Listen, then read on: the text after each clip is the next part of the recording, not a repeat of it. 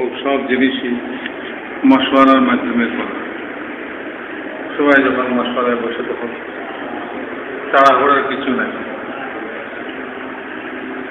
যখন মশওয়ারা হবে তখন বিষয়টা উঠাও, সবাই মিলে চিন্তা ফিকির করে কামের ভালাইকে চিন্তা করে মশওয়ারা রায় দিব, যা ফয়সলা হয়ে যায় এটার উপরে সবাই মিলে মেহনত করব।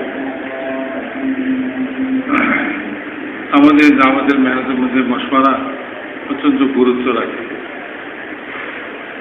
খুবই গুরুত্ব রাখে। সারা দেশে কাম ছড়াই আছে, আমাদের কথা মনে না করি যে এমনি এমনি কাম হয়ে গেছে। এটার মধ্যে মশওয়ারার বিরাট একটা ভূমিকা, মশওয়ারার বিরাট একটা জিনিস। মশওয়ারা সহিভাবে করলে শয়তান ভিতরে ঢোকার রাস্তা পায়। আর মশওয়ারা যদি আমরা না করি তো শয়তান আমাদেরকে বিপদে নিয়ে আসবে, বিভিন্ন জিনিসের মধ্যে নষ্ট করে দেবে, কামই নষ্ট করে দেবে।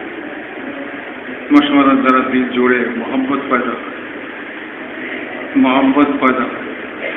মশওয়ারার মধ্যে বসার আদাবই বলছে ভাই দিলকে সাফ করে বসে, প্রত্যেকে বলতে গেছে দিলকে সাফ করে মশওয়ারার মধ্যে বসে একে অপরকে মহব্বত করে। কামটা তো মহব্বত পয়দা করার জন্য। সব জিনিস জোড়া লাগবার এক একটা তরিকা।